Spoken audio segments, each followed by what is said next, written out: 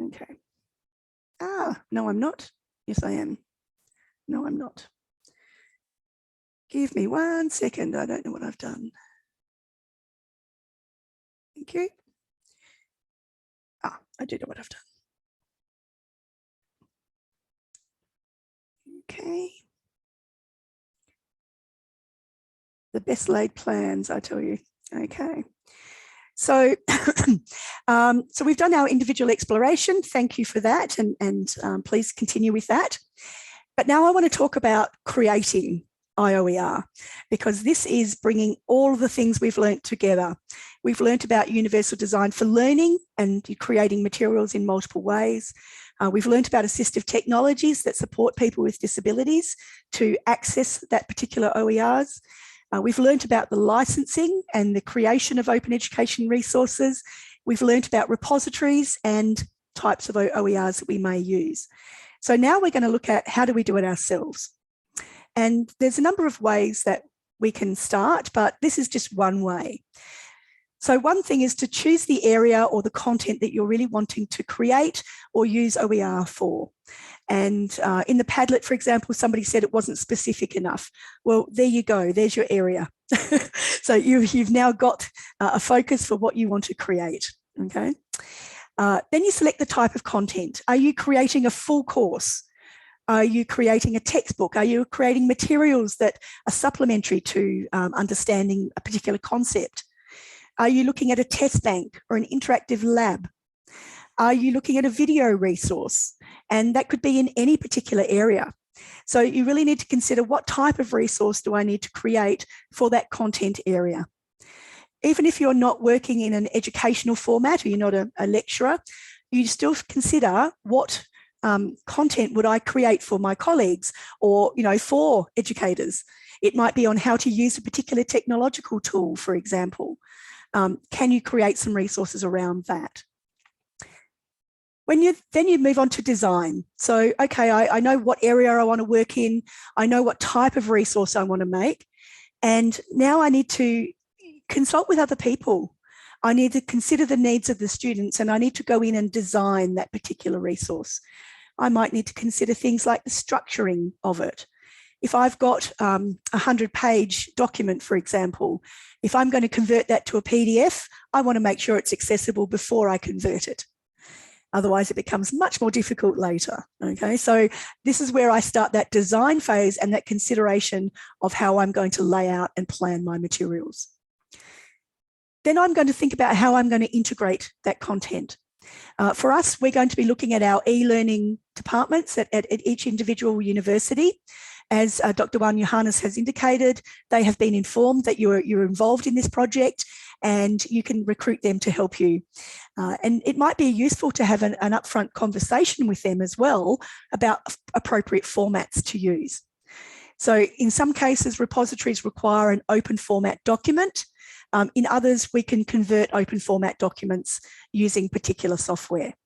So please go in and work with them, particularly if you're not overly techie. It doesn't matter. You can create open education resources. We have people to help you. Okay. And then you need to review it and you need to make sure it's accessible, because this is a big component of what we're doing right now. We're not just creating an open ed resource, we're creating an accessible, inclusive open educational resource. And that means it needs to be accessible to people with a variety of disabilities, that it should be presented in a variety of different ways.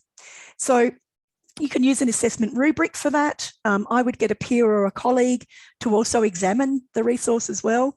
And you might have an accessibility officer or somebody, an inclusive ed officer at your institution who can also help with that as well. So please do bring in other people. I'm not expecting you to do it just sitting on your own, okay?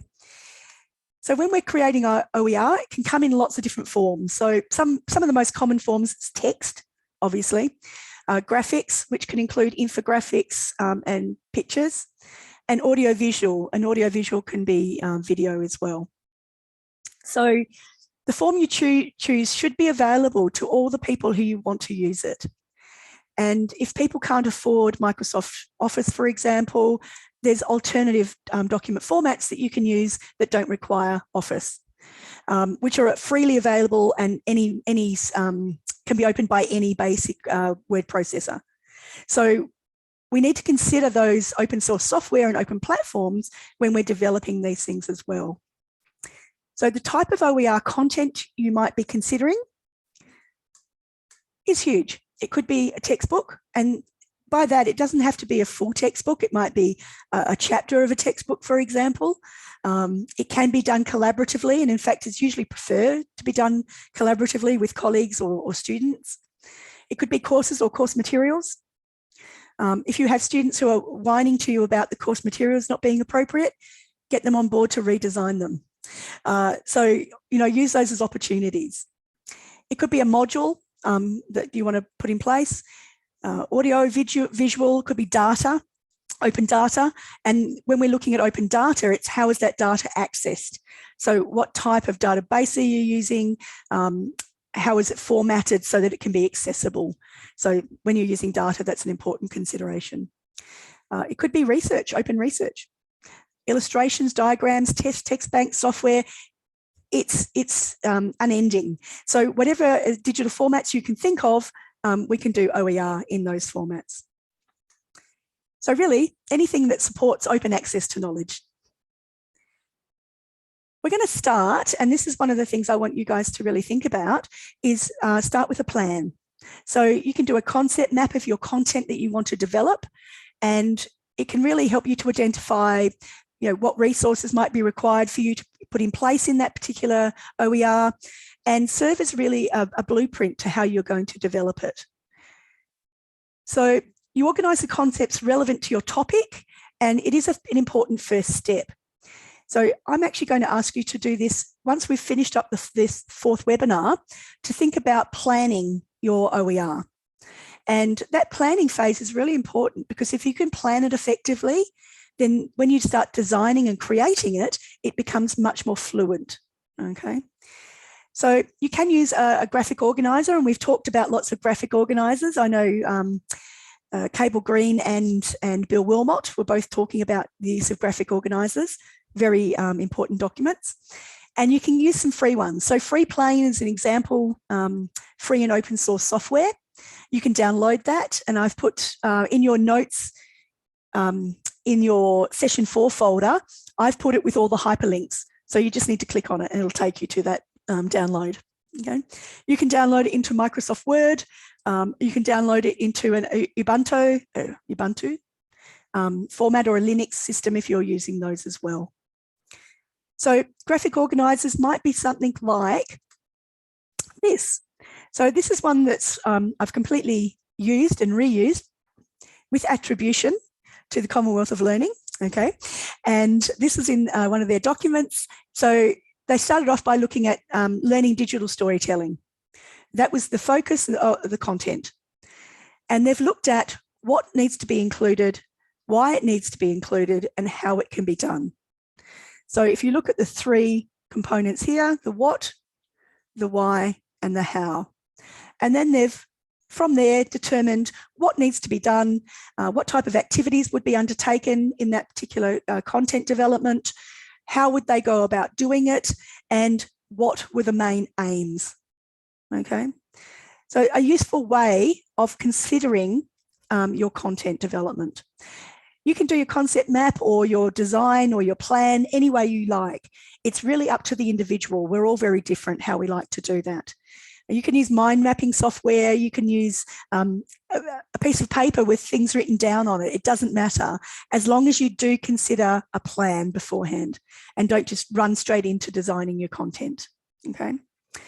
So when we're looking at text documents, it's usually a descriptive resource. So when we're using text, it's something like a textbook, or instructions about how something works, or description of a concept, for example. So you need to consider the end user and the platform that you're going to be putting this into. Do you need an open source text processor to be able to ensure that everybody can access it? So the basic functions that a text processor needs, entering and formatting text, inserting a numbered list, so being able to put lists in, putting a table or a boxed item in, inserting page numbers and section headings, because those are things that we need that are read by tags that are tagged. Okay. So examples of freely open and available software include LibreOffice. LibreOffice is a free download. You can download a whole suite, and it has presentation software as well. So it's freely available. You can go and download that, and it saves the document in an ODT format. So where our documents would normally save in a .docx format, this saves in an ODT, which stands for Open Document Text. Okay, and OpenOffice is another one, freely available, and you can also save documents in an open format. And the other one's Google Docs. So if I save something as a Google document, it saves in an open text format too. Okay. With slide presentations, there's some great resources out there for making slide presentations. So apart from PowerPoint, which is what most of us use, Canva is being used much more extensively, and my students here are using Canva. They find it easy to use. They find that it's got great graphics associated. It doesn't cost anything, and they're having an absolute ball using Canva. So consider that. It's also web-based. So for them, they don't have to carry around USBs. They can just log into a site. The other one is Prezi. Prezi is also very good for presentation. But once again, you have to be careful. It can be proprietary software. Okay. So Google Slides is another one. And really, when we're looking at presentations, it's making sure that each page or slide contains a coherent information, usually presented as dot points, but not always. Sometimes it's graphical information too. So if you're looking at how to display information or present information, sometimes a presentation is better for conveying direct information. Okay, unless you need it in a descriptive form, it can be quite short, sharp, and to the point. So you can embed images, audio links, video links, all of those sorts of things in a presentation. So it can combine a variety of different text types or presentation types. And you can do a slideshow of it. So you can run it as a slideshow. You only upload the one document, and then it just runs through automatically. When we're looking at image OER, there's some good repositories for images as well. Flickr, for example, you can select Creative Commons in Flickr, and it'll only bring up images that are openly available to be used. Same with Wikipedia Commons. It's got photos, music, video, and images, and you can select to say, I only want stuff that's freely available to use. So it's either CC0, which is in the public domain, or any of the other CCBY ones that we looked at. You can take also your own photographs, but you need to be careful you're not taking photographs of people who don't want to be photographed. That can be an issue. And that you're using them in an appropriate format. So, for example, my husband's camera takes a RAW format, RAW, and that's not usable in any other context but in Canon software. So we need to make sure, or in Photoshop, which is very much a proprietary thing. So we need to make sure that it's in a JPEG or a PNG format, and most people will be able to access that in that format. Make sure it's not copyrighted. Most people find that particularly images is something that a lot of people use copyrighted material. So please make sure, double check that it's not copyrighted. When I do a search for images, I go through Bing and I actually tick Creative Commons. It comes up with an attribution when I have that photo there. So let me just show you a quick example. Oh, go back. There we go. So this photo here, for example, I got from Bing, and it comes up with a CC BY attribution. Okay, so those sorts of ones can be really useful for you if you're looking at, oh, there we go. If you're looking at using images in what you do. So imaging software that you can get, such as GIMP, can help you to modify images. If you've downloaded an image and it's open licensed, you can go in and add information to it. You can modify it with GIMP. It's a freely available editing software. So if you haven't used that before, it can be a bit tricky to use, but most of the time it's quite usable. And as they're getting newer versions through, they're becoming more usable as they become updated. So you can always use other drawing software, a snipping tool. If you've got something on your screen that's yours that you want to copy, the snipping tool, which sits in our browsers, can be something that's quite useful as well. So Screencast, print screen, all of those sorts of things can actually help. When we're looking at Flickr, this is when I was saying, you can actually go in and look at the, 90 million photos that are in Flickr that are in a CCBY license. So that means you have to attribute them, but you can use them as freely as you like. Okay. And if you can't find something in there, there's probably something wrong. But there's also licenses here, go back, that are non-derivative, and you don't want to use non-derivative ones unless you're only using that image exactly as it is. Okay. So there are occasions where we might use non-derivative images, but we would always put that down as the license that we were using. Okay. So go and have a play with Flickr. It's got some really good stuff on it.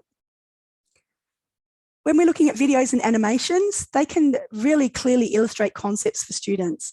And you might have known, if you're a big user of YouTube, for example, there's lots of people who are now putting animations and descriptive type things in for various concepts. For example, assistive technology. If you do a YouTube search on assistive technology, there's lots of Powtoons and cartoony type ones that you can access. So there is some free software that you can use to do that. I've got two here. One is Powtoon. It's been around for quite a while. And the other one is Animaker. And Animaker is all about making your own video content, basically. It's got some very good free resources that you can use, and it can be used by students. So if I'm getting students to co-create information for me or with me, then I can use these sorts of things as well. If there's anybody who's doing teacher education, I can even use some of these with younger students. So it works really well with college age or university age students, but also works really well with younger students too. Okay. Yeah. So with video, YouTube and Wikimedia are really good sources of video, but you have to be very careful with the licenses for those. And you basically just make sure you filter. So I don't know if you know that you can filter, but in YouTube you can. So when you go into YouTube, you can go and filter by Creative Commons. And if you click on Creative Commons, it'll bring up only content that is licensed with Creative Commons licenses. And then you'll be able to see what those licenses are before you make a decision about whether or not you can use that content. There is a clause called reasonable use. And sometimes in education, we tend to think that that applies to everything we do, but we need to be very careful. So if you're using it as part of your training and you've acknowledged the author and all of those sorts of things and the link and the source you got it from, then usually you're okay. But if you're using it to create an additional resource, maybe not. So please be very careful there. Go and have a look and make sure that the content is easily available and freely available for you to use. Sometimes with videos, we might go in and cut the video. I do that quite often, where I'll cut out sections that are relevant to my class or my particular point that I want to make. And sometimes we can go in and dub them as well. So if I wanted to put a video into Malay, for example, I would go and narrate over the top of that video. We need to make sure that we've got a Creative Commons BY-SA or BY-SA NC license before we go and do that, because we're changing the video. Okay, so just be careful there. Ooh. When we're looking at screencasting, that's something else that is becoming really popular for tertiary educators. And it's using a tool to capture your screen, but also capture yourself while you're presenting. So lots of different things that you can use. You can narrate images and slideshows. You can do that anyway on PowerPoint, but I don't think Google Slides has that same functionality. So Screencastify is an extension for Chrome, and they'll probably talk about it when they do our presentation next week. But this is something where I can go in and capture my screen. If I'm doing, if I'm using Explain Everything, for example, and I'm doing equations on my screen, or I'm drawing on it with a pen, I can capture that. Okay, so I know they do a lot of that in Khan Academy, where they're capturing that screen. Okay. So Screencaster file, it's only available on Chrome, but it is a free extension that you can add into Chrome as well. Loom is another option, and Loom is really user-friendly. So free download if you wanted to go and have a look at that. Now, most of these ones that are free to download and use also have a pricing option as well. So you can use a certain range of the program. Sometimes they'll, you really need to use the whole lot. Loom is okay though. Loom's one of the ones where you can go and use a reasonable quality of that particular program. So with the file formats, sometimes you can use free and open source software to convert to an open format. For example, here we've got what they call open file formats and closed file formats. So a docx file, for example, can only be read by Word. Microsoft Word is the only thing that will open a docx usually. Even on your Macs, if you're using, it'd be a version of Microsoft Word that will be opening it, okay? Same with PowerPoint, it's a proprietary software. So usually you would have to have a copy of that software before you could open that type of document. The open file formats you can see here, ODT stands for Open Document Text, Open Document Presentation. So you can see the formats that they're putting them in. And PNG and JPEG tend to be really standard image, and they are open file formats in their own right. HTML is also an open format. So if you're planning to do anything in HTML, I'm not sure if anybody's into Dreamweaver or anything like that, but if you're planning to do that, that's also an open file format. So you can use that one. Okay, moving on. So when we're sharing OER, we need to make sure that we're publishing it online in a way that makes it accessible to everyone.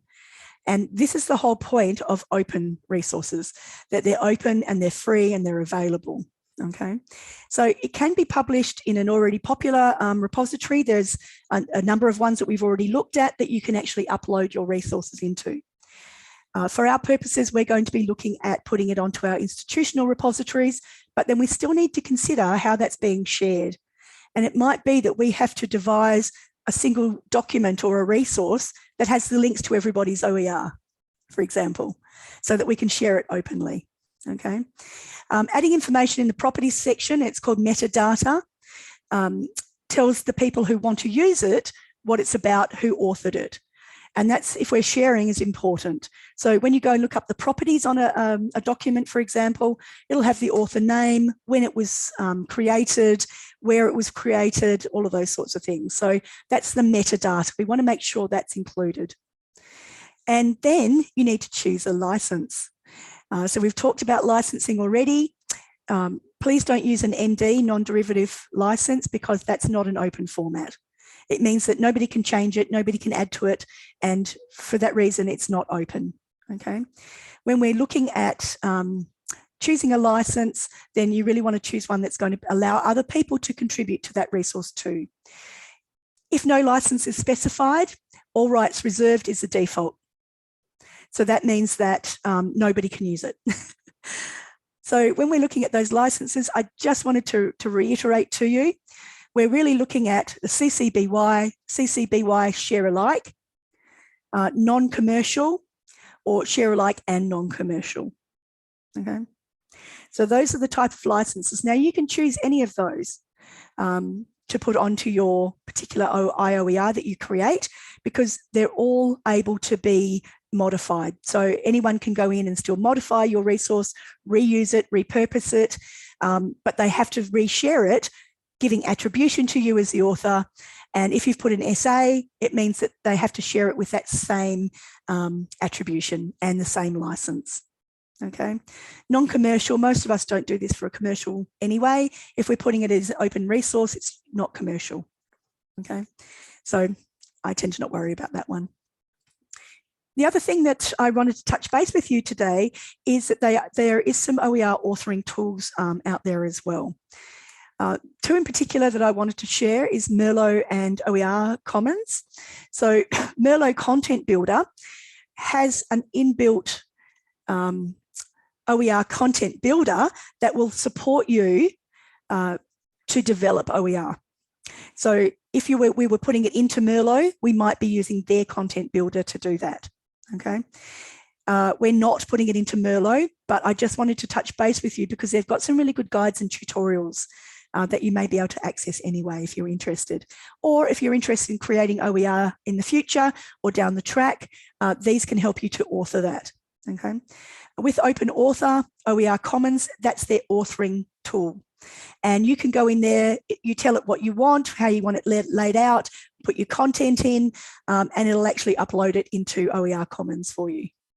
So there's some really good, useful supports that are available. OER Commons in particular has accessibility features built in, which I particularly like. So there's a range of different already available supports for you. If, for example, you are going to be working with a group of students, you might want to be using one of these open author type tools, for example, okay? And for me, checking for accessibility. So once you've designed your OER, you've thought about all the different things that you want to put in place, you need to go and make sure that it's inclusive, so can everybody access it, and it's accessible, so can everybody get to it, okay?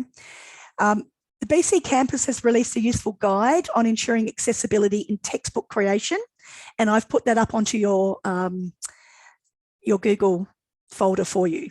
So it's called Accessibility Toolkit, and I've already put that up for you. Some of the previous tools that we've already identified, including those UDL practices and some of the websites that Bill alluded to, and some of the assistive technology we've talked about, can also be used to support the inclusiveness. So you might want to consider, for example, you've created this great text document. Is it able to be read by a screen reader? And does the student have a screen reader they can use? So it might be that you can embed a screen reader into that particular process. In some LMS, for example, I know in Moodle where we've embedded a toolbar which allows people to change the font size, the contrast, and has a screen reader built in as well. So you need to consider the inclusivity of the resource in order to make sure it's an inclusive open ed resource, not just an open ed resource. So that's part of the thrust of what we're doing here. Your task for this week is to identify inclusive OER. So not just open education resources, but OER that is inclusive and accessible to all. And then I want you to submit just a link or a screenshot, nothing more than that, okay, to your repository. So on the Google Drive, to your tasks. So nothing more than that. I just want you to go away, find an inclusive OER resource, and then submit it. So please don't take any more time than that on it. Some of you have done amazing work in your tasks, and you spent way more time than I would have anticipated on them. So thank you for that. Now, I just wanted to touch base too and talk to you about the summative project now. So what we're doing now is we're making inclusive open education resources, and that's the whole point of what we're doing. So you're going to develop an IOER, and it doesn't matter if you're in teaching or not. It can be, like I said before, for any component of your workplace. We're going to have 3 touch points over the next couple of months. And those touch points, we're going to come back together and talk about any issues that you might have, any successes that you've had in developing. But I'm also giving you some things that you need to complete at certain time points. And that's to make sure that you're on track. As you know, anybody who's worked with students, they need to know when things are due. Otherwise, it doesn't get done. So I'm giving you the same thing. So we're hoping to have a special ceremony to present. Now, it's really important that we actually do this task because Malaysia is one of the first countries, or the first country, to have an inclusive education, open education resource policy in place. And now you can be the first country to have all public universities working together to develop these inclusive open education resources. It's a big deal, okay? So it's very important that we take this seriously, that we commit to doing it. With the timeline, I'm expecting by the 11th of April, and that's our first touch point. I'll send the links out via your facilitators and via Professor Fong. So the first touch point 1, plan of action. So if nothing else, if you haven't started, that's fine, but you need to have a plan of action, a concept map, a written description of how you're, what you're going to look at and how you might put that together. So be completed by then, and we'll come back together and discuss those plans. If you want to move forward from that plan, that's totally fine, but that's the bare minimum that I want you to have completed by the 11th of April. Then you're going to be working independently after that on developing those IOER. On the 9th of May, it's really a touch point to check in on your progress, to look at whether or not we can support you any further, whether you need any additional materials or any additional free and open source software, stuff like that. And so we'll meet together then as well. The 6th of June, 6th of June is where we're going to be looking at the IOER that you should have already now almost finished, and we're going to look at accessibility of it. So making sure that our IOER is inclusive and accessible for all. So you might not have completely finished it, but you should have mostly finished by this time. By the 15th of June, you should have a penultimate, which means a nearly done IOER ready to go. And it's ready to be checked by your peers. So checking it for accessibility, for content, etc. Hopefully by then, we can actually access all of your IOER on your institutional repositories. So that is the ultimate game. So your 15th of June is your final timeline for completion of your IOER. So March, April, May, June. So you've got 3 months. Okay, plenty of time. And then hopefully around the 28th of June, we're going to have a ceremony and a celebration of all your work. This will be very important to celebrate the work that you've put in and the commitment that you've made to your country and to your universities. So you're representing each of your universities in doing this particular task, and this will give us an opportunity to showcase the work of those institutions and universities for those in SEMIOSEN. Okay. What I'm going to get you guys to do now is there any questions, sorry, before I send you into breakout? Okay, feel free to ask if there's ever any questions. What I'm going to do now is I'm going to put you in breakout sessions with your facilitators, and I want you to discuss the type of OER that you'd like to create during this time. Your colleagues can assist you in giving you ideas. This is meant to be a collaborative process, okay? And I want you to prepare to share. So when we come back, I'm going to ask people if they would like to share some of their ideas with the whole group, all right? So let me just put you into breakout rooms. Hang on.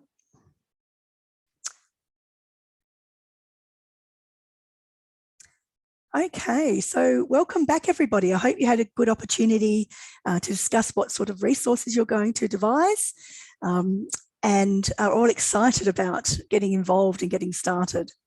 Can I have just a volunteer, somebody who would like to share what they were discussing or what they're thinking?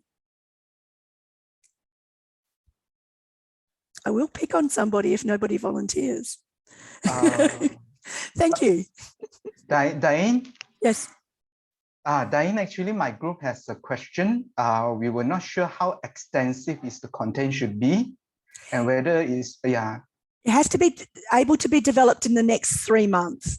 So it might not be possible to do a full textbook, for example, but you might be able to do a chapter of a textbook. So think about how much you can actually get done within the context of that time period. Okay, I understand too, and I'm the same. I have other things that are in my wheelhouse as well. So you want to make sure it's doable, and that's part of your plan. So when you're planning it out, plan out what time you will require and allocate, and when you would allocate that time to devising the resource as well. Okay. It might be feasible to do some video, for example, or screencasting or something like that. It depends on what people are involved in doing. I would also suggest to go and have a look at existing OER, and it may be that you can significantly update some existing OER there as well. That might be a good starting point too. And that's part of the process. That's part of the openness, is that reusing, repurposing, remixing. Okay. Hopefully that answered your question. Manira, how are you going? Okay, yes, first of all, I feel so grateful to be part of the team, and thank you to our, I should say, Professor Diane, and my facilitator, my team facilitator, Dr. Chong.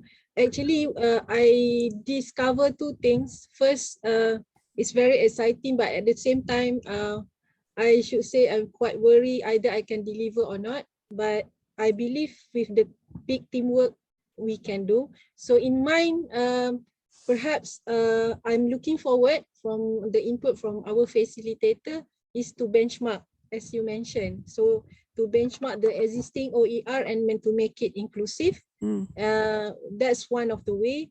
Or perhaps since I'm also teaching compulsory course, ethics and civilization. So I'm also thinking perhaps it's also can be a big impact and contribution to, and something doable within 3 months. So that's absolutely, it might be a presentation to make it inclusive. So in mind, perhaps either the general course like leadership, because I also teach leadership for industry.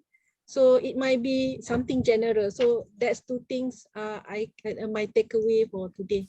Thank You've got lots of options. Thank you, Manira. I'm very excited, and you're highly capable of developing OER. Everybody is. So do not feel worried or scared about it. It's, you know, and if yours is only partly done, well, maybe we can build on some as well, but I'm sure that you will be able to get it done. Are there any other people who would like to share? Like brave Manira. See, you're brave. Oh, fantastic. Who have we got? Milena? Okay, hi. Just call me Amy. Yeah, I'm from UPM, the same group as Dr. Munira. Okay, so basically I'm from the computing science faculty. So we have been developing a lot of resources. But I'm not sure whether it's inclusiveness, inclusive or not yet. Okay? Well, there you go. So basically, one of my current project with another grant is on developing the reusable learning objects. So it's basically like a website, but only for the coverage of the website, only for one learning outcome. So I've shared the link on the chat box if you guys want to look at it. Please. Most of the RLOs I have developed it myself with my team, but as what I've mentioned, we are not really sure whether it inclusive or not to all of the publics. So basically, can I do something like that, the RLO, but with different, because the topic coverage of the RLOs are for the medicine and also the health sciences subjects fields. So can I do something like that, but for maybe computing subjects? Absolutely, that'd be fantastic. And also with the checklist of all the inclusivity functions. If you're looking at developing a website, then you need to make sure you're using the WCAG accessibility checker. Because that's the website accessibility checker. I have given you that previously, but there's a specific one for websites. So the WCAG 3.0 is the one that you'll be looking at. All right. Okay. So thank you so much. Perfect. That's very exciting and very appropriate. Excellent. Would anybody else like to share? I think we're nearly... Oh, I've put some additional resources up for you as well. So these are just some Pittsburgh Library big list of OER resources which might be useful. Some 10 best free word processors in 2022. Some method on finding accessible OER from Merlot, and some authoring tools guidelines as well. And also if you want free sounds. So Freesound is an OER sound library if you need any sound effects for anything as well. Look, I think we might leave it there. I'm going to say thank you so much to all of the facilitators, to all of the participants. This is my thank you dance, and to Professor Fong for inviting me. I can't say how much I've enjoyed working with you all, and I hope to continue working with you all as we move forward. I have a question from Dr. Raman. Yes, Doctor, just I want to say thank you very much for guiding us in this course. Actually, many of my opinion about open source resources change. And also I want to thank Dr. Norberta, our facilitator. Actually, she's very workful, work help person. Actually, for example, yesterday I called her around 11:30 p.m. and she's also like me. Well, that's not very nice of you, but okay. No, that's lovely. And look, our facilitators are excellent. So yes, don't you worry. We appreciate them very much. Thank you. Helpful person. And also for our final project, actually, I have my own idea. Last time I did my open resources website, let's say LMS, Learning Management System, to help some of our students in, in Malaysia during the COVID pandemic. In Malaysia, we say MCO. Movement control operation. Yes, yes. So there is no one can go anywhere. So I try to do something for our student. And then now I'm thinking to improve this system to be open resources for all. Hopefully I can success in this project. And also my friend helping me in this project, Huda, Nurul Huda, but sadly now she's in quarantine because she's positive COVID, but still contact, still work together. Even she's in a positive COVID quarantine, but also work together. Excellent. That's fantastic. Yeah, thank you for all people, which is motivate us. Even we are busy, we are quarantined, we are still doing work because we get our motivation from our lecturer. Thank you very much. Fabulous, and so lovely to hear from you. Thank you. Your passion is amazing, and hopefully other people will also see your passion and make their own OER as well. Thank you. Dr. Chong. Yes, thank you, Dr. Thank you, Dr. Diane and Prof. Wong. I would like to take the opportunity to thank the facilitator, because usually only my name is being called. So can I use this chance to call their name? Yes, absolutely. I would like to thank the facilitator, Dr. Kok Song, Dr. Hisham, Dr. Meling, Dr. Rizwan, Dr. Zulaida, Dr. Hasrul, Dr. Nobita, and Dr. Hazwan, and Dr. Chong Leong. Thank you so much. Thank you very much. Yeah, absolutely. We tend to only refer to Dr. Chong, but all of the facilitators deserve equal credit. They've all been absolutely fabulous, and will continue to be so, I'm hoping, as we work forward over the next 3 months. Dr. Fong, I would like to throw over to you.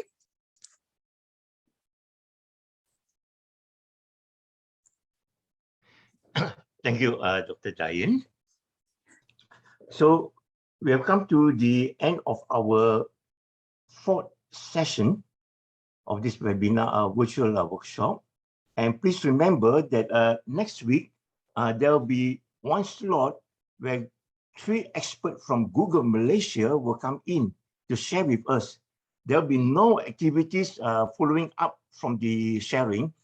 So next week will be a time for us to be enriched with concerning the accessibility features, inclusivity features that are found in Google Workspace. And all of us make use of Google, so it'll be a very precious time. So please remember the link is already given, I think, in the WhatsApp group Okay, I think Chong has already put it there. We'll put it there again. Okay, so I would like to express a note of thanks on behalf of every one of us, okay, to number one, UNESCO Paris, because they actually initiated, number one, they came over to Malaysia, and then they worked together with the Ministry of Higher Education, with also MEPTA, with also at that time myself, the e-learning Center for Learning, and we developed and established the IOER policy. For those of us who might not be too clear about what was this policy all about, afterwards we're going to share again in the WhatsApp group, in our virtual workshop WhatsApp group, the link to the launching of the national IOER policy. Okay, then you have at least you refresh and consider why we are having this second phase. Okay, it's a very important agenda in the higher education ministry from this year onwards. Okay, and as has been mentioned by Dr. Diane Chambers as well as Dr. Wan Johannes, the IOER policy has been declared by UNESCO Paris as to be the first of its kind in the world. And today, all the 20 public universities being involved as a concerted effort to synergize and to bring out the outcome of IOER is also one of its kind in the world. So UNESCO is looking forward, okay, to the end of June, where when we meet together, it will be an international gathering that time.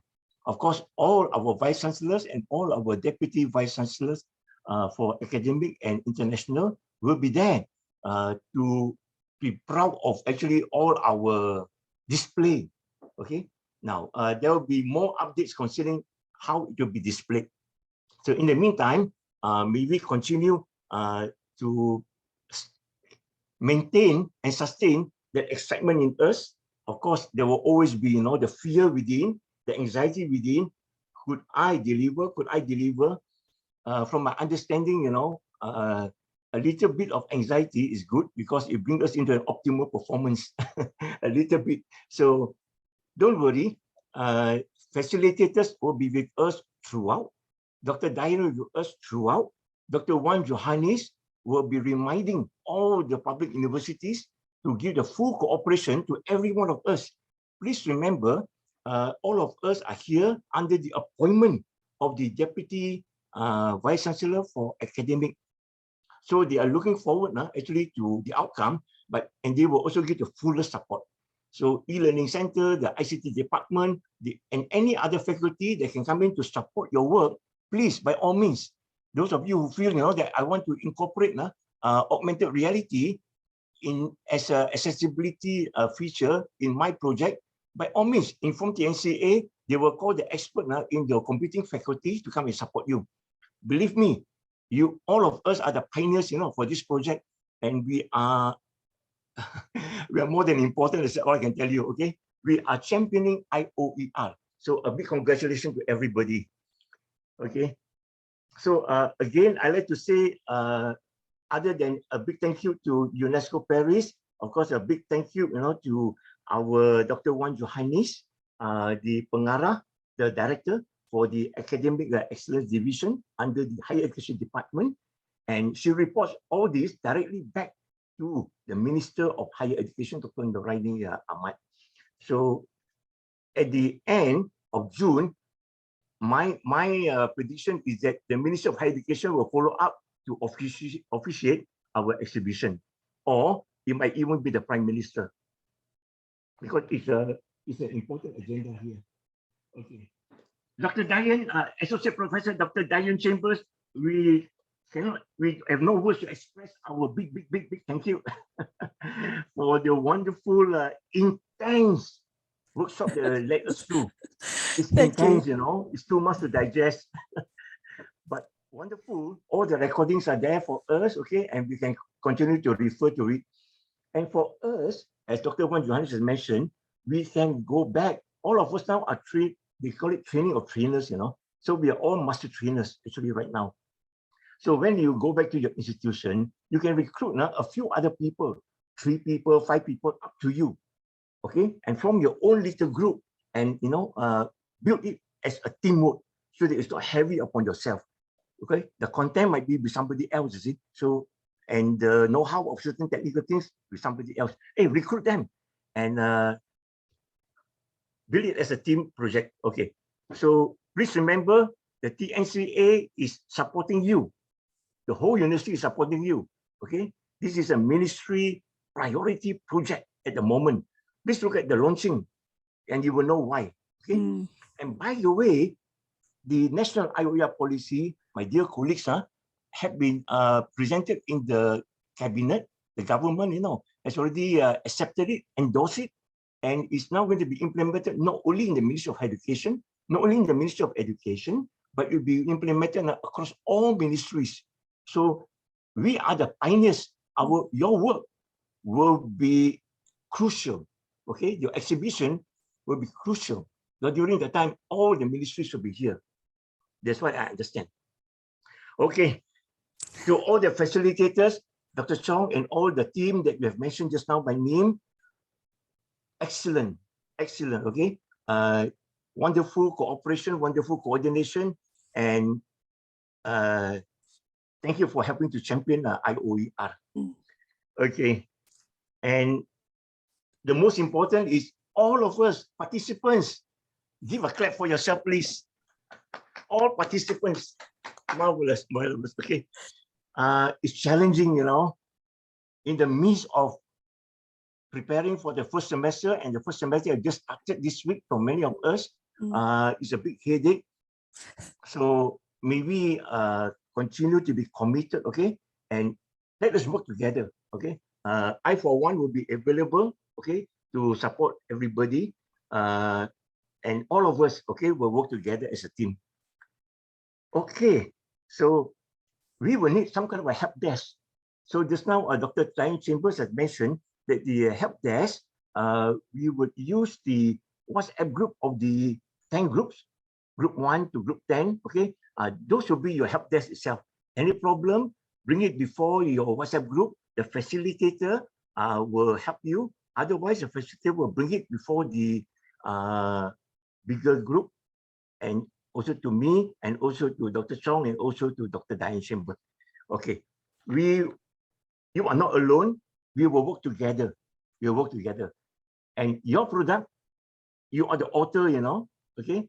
And this product, please remember, is one of those, if it's a publication, then it will be classified as a publication. If it is some kind of a community work that you need to reach out to somewhere, it will be under outreach, under your ELMPT. All these actually are taken into account. It's a win-win situation, all right? And okay, so our help desk will be our WhatsApp group, small group, as well as a big group. All right. I think the magic of remixing is something that we must not forget, okay, as the Dan Chambers has shown. So any materials that you look around, you explore, you think that is what you want to, I think, modify to add in accessibility, hey, that can be your product. Why not? Why not? Absolutely. Yeah. Okay, I think there's so much more to say. Dr. Dan Chambers, terima kasih banyak-banyak. You're very welcome. Yes. Okay. And there is a person actually who was supposed to be here to say a few words. He's not able to make it. His name is Mr. Joe. You see, they like to be called Mr. It's actually Dr. Joe Hironaka. Okay, and he's a main program specialist that brought in IOER into Malaysia. And this project is also enabled by him standing with us in Malaysia. Joe Hironaka. So in record, we just mentioned in record. A big thank you to him. Okay. Diane, anything else as a concluding word to close? I don't think so. I think we've covered most things. I am here if you need any support, so please don't hesitate. But I know you're all highly capable of producing or remixing content. And I really look forward to the 3 touch points we're going to have and the celebration and the exhibition of your work. Yes. Fantastic. Yes. Thank you so much for inviting me. Thank you, Dr. Dayan. And can I call upon Dr. Aslis? Dr. Aslis is from Simyosan, and he is championing inclusivity and accessibility through Simyosan. Dr. Aslis, can you please say some words? Thank you, Prof. Hong and Dr. Dayan. Louder, please. Louder. Yes. Okay. I'm so sorry. Thank you very much for this opportunity on behalf of Simyosan. We are very glad to be here together with all our friends from all the universities in Malaysia, and very thankful. We hope that together we can develop a accessible IOER, and for us as a regional center for special educational needs. So I think we think that this is an obligation for us to serve for the people with disability, so they can access to our freely knowledge and information from our resources. So thank you very much for this opportunity again. Thank you, Prof. Hong. Thank you, Dr. Dayan. Thank you, Dr. Puan, to become our facilitator for Group 10, and also all other facilitators. Thank you very much. Thank you. Thank you, Dr. Aslis. Thank you. We shall work together.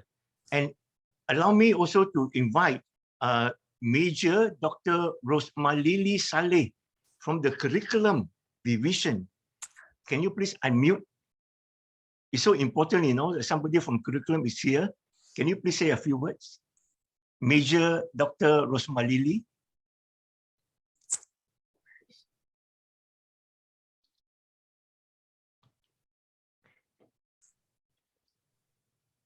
Okay. Prof, I think Dr. Lily have a meeting.